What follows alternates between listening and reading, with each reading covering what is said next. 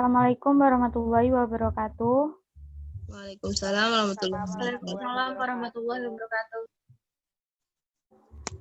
Di sini kami dari kelompok 4 yang akan mereview artikel jurnal internasional terindeks Scopus dan artikel nasional terindeks Sinta 2. Selanjutnya di sini saya akan memperkenalkan kelompok terlebih dahulu.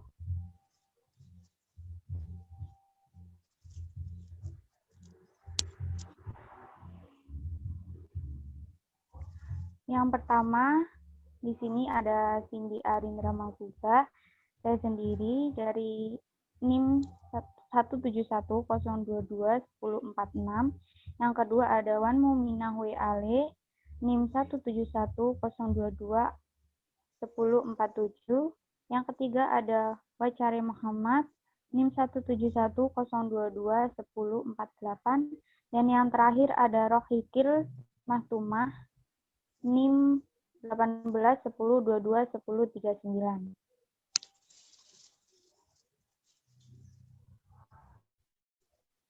Oke, langsung saja. Di sini kami akan mereview artikelnya. Yang pertama, saya serahkan kepada Mbak Wan Mukminah W. Ali. Silakan. Baik, terima kasih. Di sini saya akan menjelaskan tentang analisis struktur artikel jurnal internasional terindeks Scopus. Yang pertama ada jurnal, ada nama jurnal yaitu Indonesia Lexical Balance Initial Article Frekuensi Struktur and Function.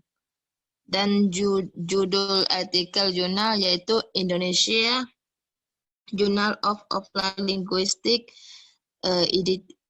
edisi terbit yaitu vol 10/20. Nama penulis yaitu Abi Budiwiyanto, Tokoh Suhardianto, dan alamat jurnal sudah dicerah di situ. Keterangannya, jurnal ini terindeks di DOAJ EBSCO, Google Scholar, Scopus, dan Sinta S1. Dan penerbitnya adalah UPT, Balai Bahasa Universitas Pendidikan Indonesia.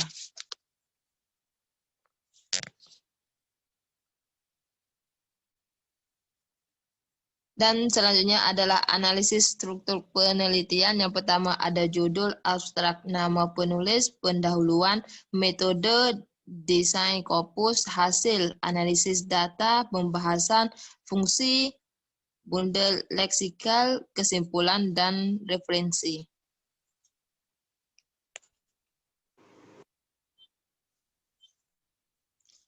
Dan selanjutnya ini adalah analisis struktur isi tulisan yang terdiri dari judul, penulisan, dan abstrak. Penulisan judul menggunakan tim Roman rata kiri dan cetak tebal. Penulisan abstrak rata kanan kiri, judul abstrak rata kanan dan tebal. Terdapat kata kunci di bawah abstrak. Abstrak ini terjemah dalam bahasa Inggris yang tercetak miring.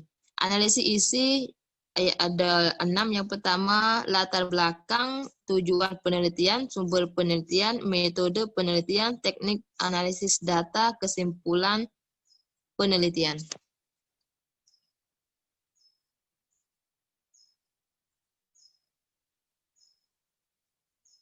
Dan selanjutnya adalah pendahuluan. Jadi judul pendahuluan ditulis di sebelah kiri, dicetak tebal tanpa menggunakan penomoran, penulisan paragraf rata kanan kiri. Jadi analisis isi pendahuluan ini ada 2. Yang pertama, artikel penelitian adalah media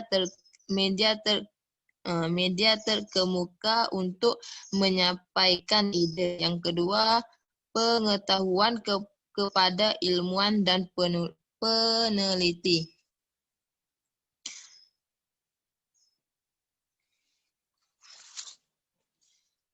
Dan selanjutnya adalah metode. Jadi penulisan metode di sebelah kiri dengan huruf kapital dan dicetak tebal. Penulisan paragraf data kanan kiri, analisisnya berisi tentang fokus penelitian dan alasan penelitian memiliki metode campuran. Dan selanjutnya adalah desain korpus. Jadi korpus penelitian ini terdiri atas artikel penelitian dari 6 disiplin ilmu, yaitu ilmu kedokteran, ilmu keperawatan, kimia, komputer, filsafat, dan ilmu hukum.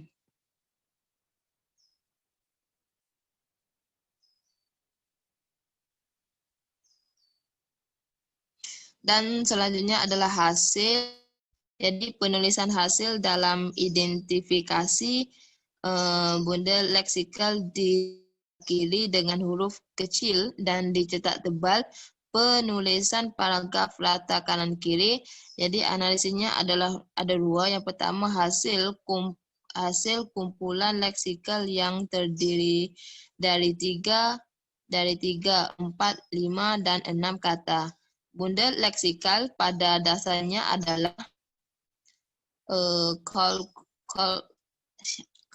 calculation yang diperpanjang berdasarkan frekuensi kemunculan dan penyebaran.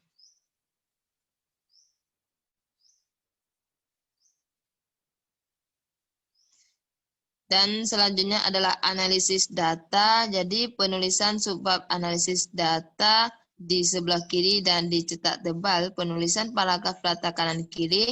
Analisis berisi tentang metode yang digunakan dalam penelitian.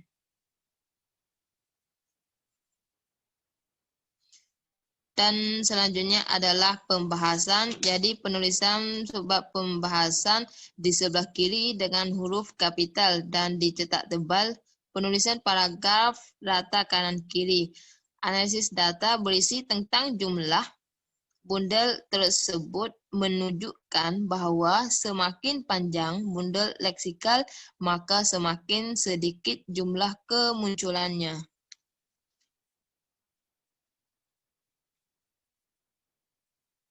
Dan selanjutnya adalah fungsi bundel leksikal. Jadi penelitian subbab fungsi di sebelah kiri dan dicetak tebal. Penulisan paragraf rata kanan kiri. Analisis isi studi ini menemukan bahwa bundel berorientasi penelitian merupakan fungsi yang paling sering 50,2%, kemudian disusul bundel berorientasi teks 31,8%. Bundel yang berorientasi peserta adalah yang paling sedikit, yaitu 18%.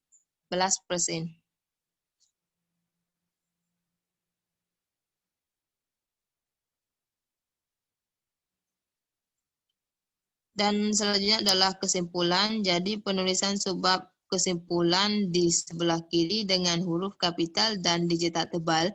Penulisan paragraf data kanan kiri.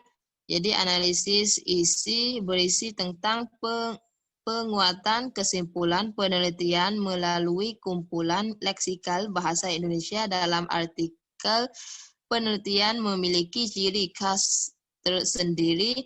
Mereka mengucapkan frekuensi, struktur, dan fungsi. Dan yang terakhir adalah referensi. Jadi penulisan subbab referensi di sebelah kiri dengan huruf kapital dan dicetak tebal. Penulisan paragraf data kanan kiri, penulisan referensi. Yang pertama ada nama diurut sesuai objek dan tata cara penulisan sama penulisan daftar pustaka pada umumnya. Dan isi adalah terdiri dari 24 daftar pustaka, yaitu 3 dari artikel, 17 dari jurnal, dan 4 dari buku. Terima kasih, saya kembalikan kepada moderator. Baik, terima kasih untuk Mbak Wan Mukminah. Yang selanjutnya akan dipresentasikan oleh Mbak Rohikil Mahtuma. Dipersilahkan. Baik, selanjutnya di sini saya akan menjelaskan mengenai analisis struktur artikel jurnal nasional terindeks SIMPA 2. Yang pertama di sini ada identitas artikel jurnal. Di sini nama jurnalnya yaitu Metalingua, yaitu jurnal penelitian bahasa. Judul artikel jurnal yaitu bentuk penggunaan campur kode dalam Fitgram, Anggarita 4 dan kaitannya dalam ranah sosiolinguistik. Edisi terbit yaitu volume 18 nomor 1 Juni 2020. Sedangkan nama penulisnya Wida Anggina Tresalina dan Tresalina. Alamat jurnal sudah tertera dan keterangannya terakreditasi Sinta peringkat 2 dan penerbit yaitu Balai Bahasa Provinsi Jawa Barat. Lalu yang kedua, struktur penulisan jurnal, yaitu ada judul, tulis, abstrak, pendahuluan, kajian teori, pembahasan penutup, dan daftar pustaka.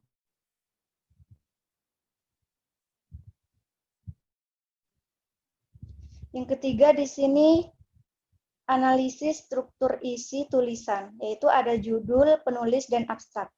Di sini penulisan judul rata tengah, nama kedua penulis ditulis di tengah ditebalkan, serta terdapat nama dan alamat perguruan tinggi. Kemudian tertera nomor ponsel serta alamat email kedua penulis tersebut. Lalu penulisan abstrak di sini rata kanan kiri dengan digaris Inggris, serta judul dari abstrak tersebut bercetak tebal. Sedangkan analisis isinya di sini yang pertama yaitu tujuan penelitian, data kajian, jenis kajian, sumber data, dan prosedur penelitian. Lalu selanjutnya yaitu pendahuluan. Subjudul pendahuluan ditulis di sebelah kiri dan dicetak tebal, penulisan paragraf menjorok ke dalam dengan ditulis rata kanan kiri. Sedangkan analisis isinya yaitu latar belakang teoritis mengenai yang pertama, bahasa atau kegiatan komunikasi yang digunakan di dalam kehidupan manusia. Lalu yang kedua, penggunaan dua bahasa atau lebih yang mengakibatkan terjadinya campur kode. Lalu yang ketiga, gambaran umum mengenai Instagram yang memiliki daya tarik terhadap kalangan remaja hingga dewasa. Dan yang keempat, rumusan masalah serta tujuan yang berisikan tentang bentuk campur kode dan fungsi campur kode. Dan yang kelima ialah ruang lingkup yang menjelaskan mengenai kedwibahasaan campur kode dan sosiolinguistik. Lalu selanjutnya di sini ada kajian teori. Subjudul kajian teori ditulis di sebelah kiri dan dicetak tebal, dan terdapat penomoran. Penulis paragraf menjorok ke dalam dengan ditulis rata kanan kiri. Sedangkan analisis isinya di sini yaitu gambaran umum tentang pengertian mengenai yang pertama, kedwibahasaan, yang kedua campur kode, dan ketiga ialah kajian sosiolinguistik. Lalu selanjutnya di sini ada hasil dan pembahasan. Penulisan hasil pembahasan rata kiri dengan cetak tebal.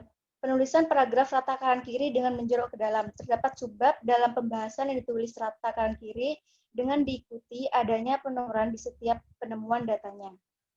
Sedangkan analisis isinya di sini yaitu yang pertama, terdapat contoh satu percakapan atau kegiatan komunikasi yang di dalamnya mengandung campur kode. Lalu yang kedua, pembahasan kajian terkait hasil analisis terjadinya campur kode. Dan yang ketiga, penjelasan terkait adanya campur kode antara bahasa Indonesia dengan bahasa Minang. Lalu selanjutnya yaitu penutup.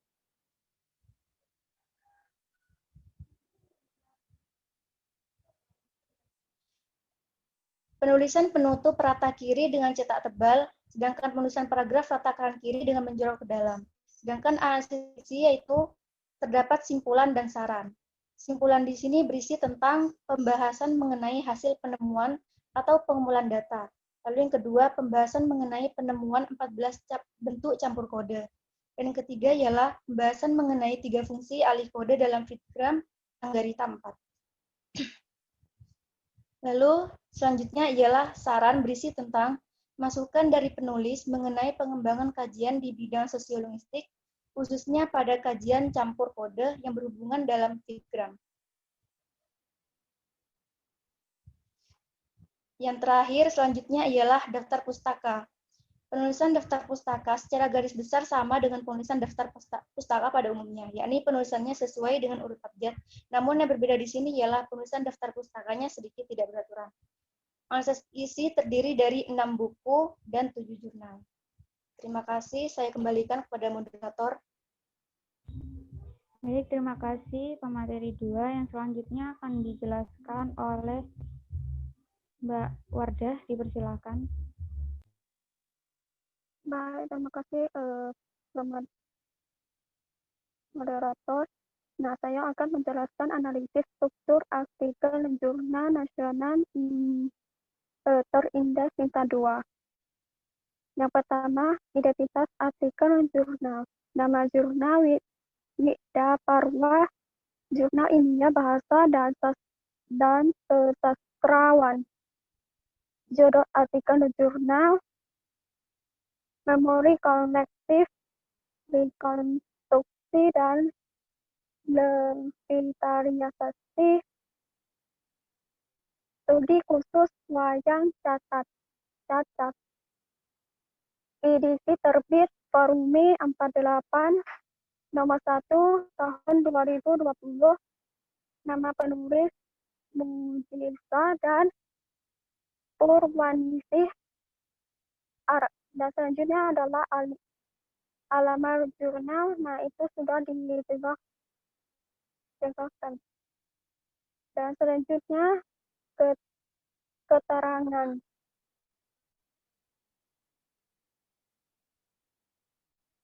Keterangan terakreditasi sisa peringkat 2. Penerbit Balai Bahasa Daerah Istimewa Yogyakarta. Dan selanjutnya adalah analisis struktur penulisan. Yang pertama adalah judul, abstrak, nama penulisan, pendahuluan, metode penelitian, pembahasan, penutup, dan terakhir daftar pustaka. Yang ketiga adalah analisis struktur isi tulisan, judul penulisan dan abstrak. Penulisan judul Semisna Roma latar tengah ditulis. Nah, penulisan ditulis di tengah, ditebalkan. Terdapat nama penulisan dan penerbit serta alamat email. Penulisan abstrak rata kanan kiri, judul abstrak rata tengah. Terdapat kata kunci di bawah abstrak. Abstrak diterjemahkan dalam bahasa Inggris yang tercetak miling. Analisis isi abstrak. Yang pertama adalah latar belakang, tujuan penelitian, sumber penelitian, metode penelitian, teknik analisis data, dan kesimpulan penelitian. Dan selanjutnya adalah pendahuluan. Subjudul pendahuluan ditulis di sebelah kiri dengan huruf kapital dan dicetak tebal. Penulisan rangkap rata kanan kiri. Pengutipan berbeda, ada yang menggunakan halaman, ada yang tidak. Analisis pendahuluan. Yang pertama adalah latar belakang teoris mengenai cara melindungi wayang cetak di kepunahan. Yang kedua, kajian hasil penelitian sebelumnya, memberikan gambaran dan keterkaitan dengan penelitian ini. Masing-masing penelitian tersebut memiliki kancah yang selanjutnya ada rumusan masalah dan tujuan masalah. Dan selanjutnya, metode penelitian. Penulisan metode penelitian letak kiri dengan huruf kapital di cetak tebal, penulisan paragraf rata kanan kiri, pengutipan menggunakan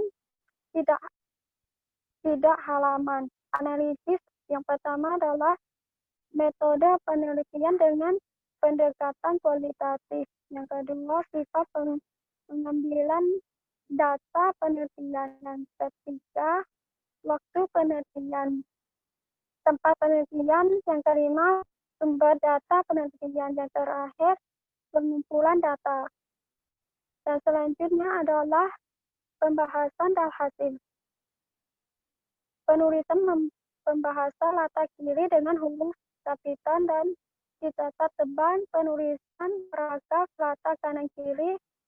Terdapat sebab dalam pembahasan yang ditulis rata kiri dan ditebalkan. Analisis isi ada dua. Yang pertama, menggali dan kajian terkait hasil penelitian wajar cetak. Yang kedua, data yang dikelompokkan berdasarkan ragam sastra tulisan. Dan selanjutnya adalah penutup. Penutup penulisan penutup rata kiri dengan huruf kapital dan dicetak depan. Penulisan paragraf rata kanan kiri. Analisis isi, penguatan kesimpulan penelitian dimulai teori yang sudah ada serta pembahasannya diterkaitkan kembali dengan temuan penelitian. Dan terakhirnya adalah daftar pustaka. Nah, penulisan daftar pustaka rata kiri dengan huruf kapital dan dicetak tebal. Penulisan paragraf rata kiri. Penulisan daftar pustaka ini ada dua. Yang pertama, nama diurut sesuai abjad. Yang kedua, rata cara penulisan sama seperti penulisan daftar pustaka pada umumnya.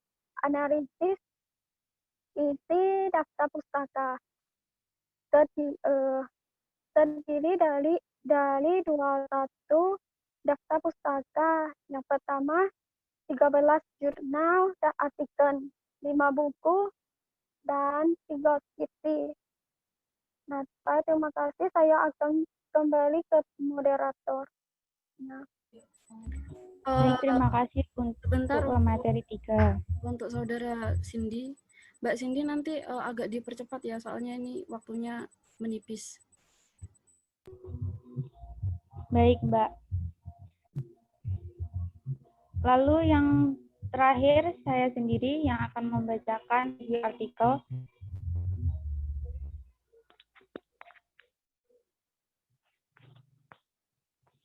Yang pertama di sini ada identitas artikel jurnal. Nama jurnal Metalingual Jurnal Penelitian Bahasa. Judul artikel jurnal yaitu Genolinguistik, Rancangan Alternatif dalam Pengelompokan Bahasa. Terus edisi terbit volume 18 nomor 1 Juni 2020 halaman 59 sampai 74. Nama penulis yaitu Masun dan Yeni Febritaria Wijayantiningsih. Alamat judul sudah tertera di situ. Lalu keterangan terindeks terakreditasi Sinta 2. Ya, lalu penerbit Balai Bahasa Provinsi Jawa Barat. Selanjutnya nomor 2, analisis struktur penulisan. Yang pertama ada judul, abstrak, nama penulis, pendahuluan, karangan teori, pembahasan, penutup, dan daftar pustaka. Selanjutnya yang ketiga ada pendahuluan. Mbak Eni tolong digeser.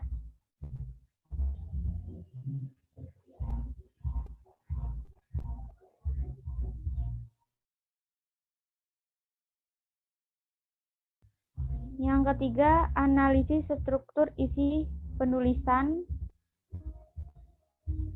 judul, penulisan, dan abstrak. Yang dimana penulisan judul artikel rata tengah, penulisan ditulis dengan ditebalkan atau bold, terdapat nama penulis, bold, nama kampus, dan alamat kampus penulis, serta alamat email penulis. Lalu di sini ada abstrak, penulisan abstrak, isi dan judul menggunakan Times New Roman, isi yang bercetak miring dengan didahului bahasa Inggris, penulisan rata kiri, judul abstrak rata tengah, dan tebal. Terdapat kata kunci di bawah abstrak, yang abstrak di mana terjemahan dalam bahasa Indonesia. Lalu di sini ada analisis isi. Yang pertama ada latar belakang. Mbak tolong digeser. Yang kedua ada tujuan penulis. Yang ketiga ada kesimpulan penulis. Penelitian. Yang kedua ada pendahuluan. Subjudul pendahuluan ditulis sebelah kiri dan dicetak tebal. Penulisan paragraf menjorok ke dalam dan penulisan rata kanan kiri. Pengutipan menggunakan halaman dan pada pendahuluan ini masuk dalam halaman ke-60. Sebelah kiri bawah. Lalu selanjutnya analisis isi pendahuluan. Yang pertama latar belakang. Teoritis mengenai gambaran umum terkait fenomena lingual yang terjadi, objek kajian linguistik dan alternatif kelompok bahasa. Yang kedua ada kajian penelitian membahas hal-hal yang melatar belakangi perkembangan bidang genetik. Yang ketiga rumusan masalah.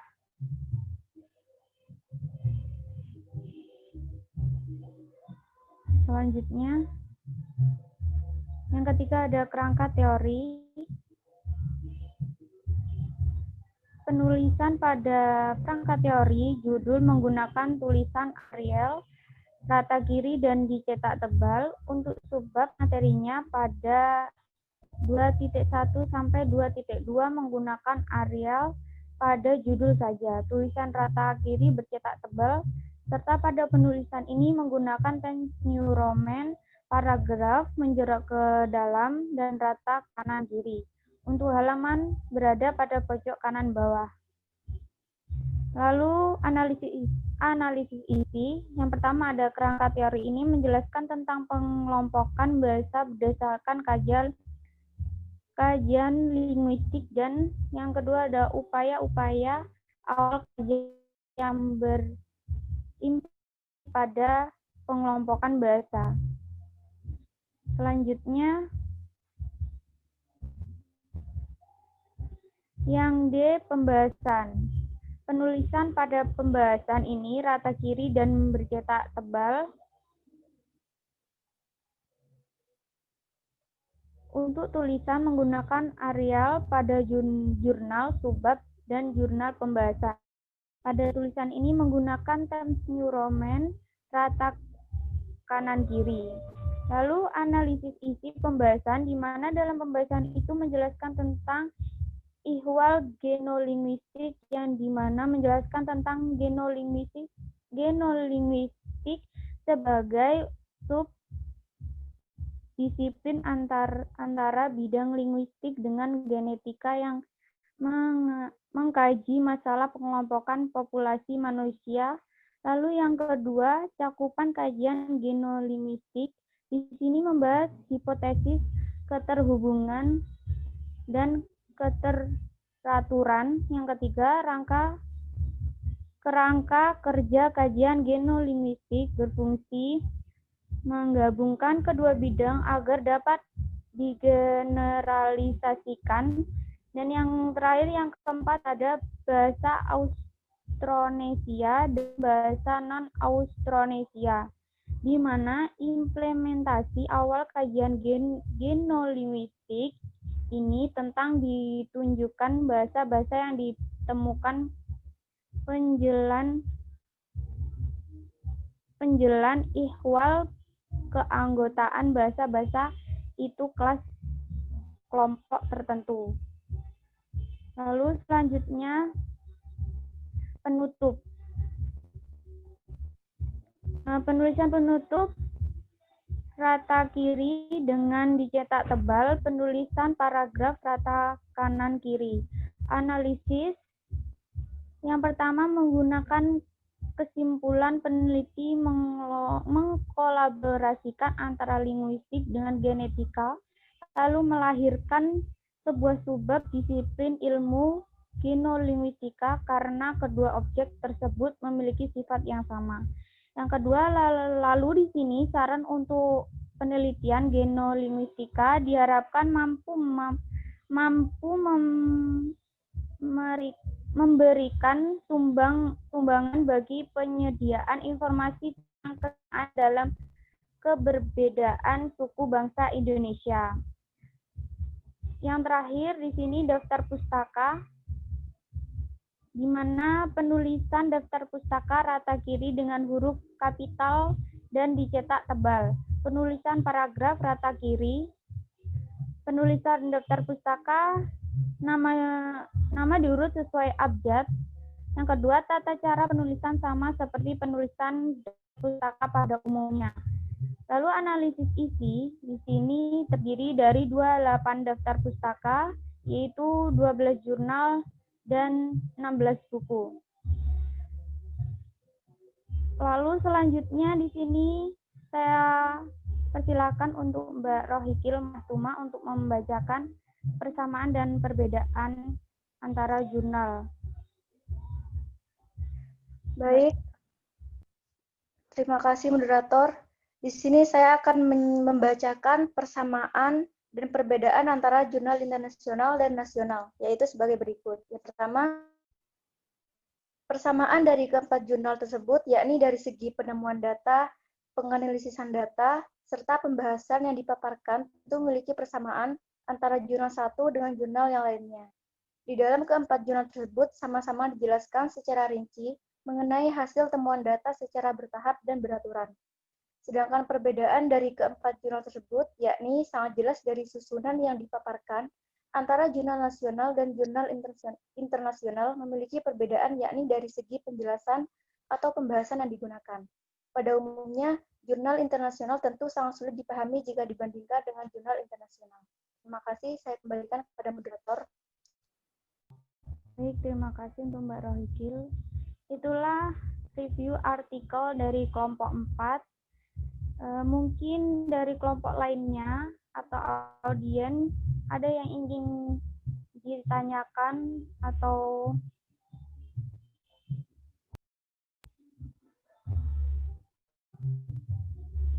dipersilakan.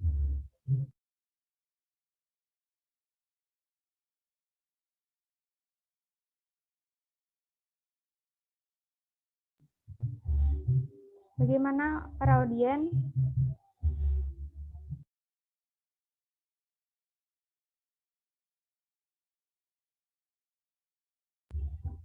Mungkin bisa ngasih saran atau mengoreksi, monggo dipersilahkan.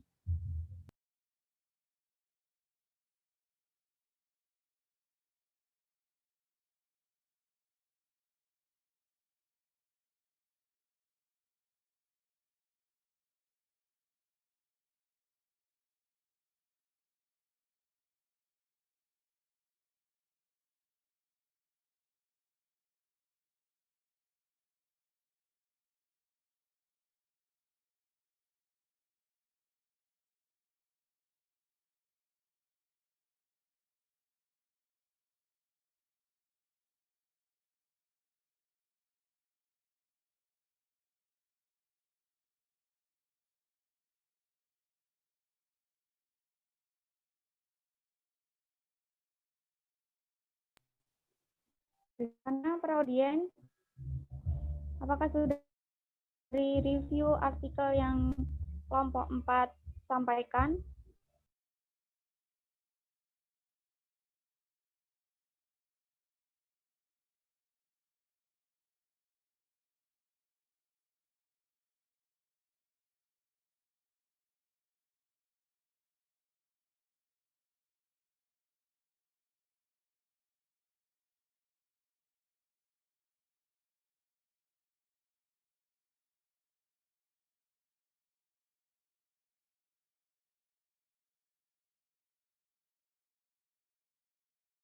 Bagaimana teman-teman, jika tidak ada yang berniat untuk memberi saran atau pendapatnya atau yang ingin bertanya, maka akan dilanjutkan oleh kelompok 5 untuk mempersingkat waktu.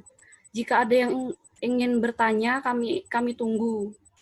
Jika tidak ada, akan dilanjutkan ke kelompok 5. Bagaimana?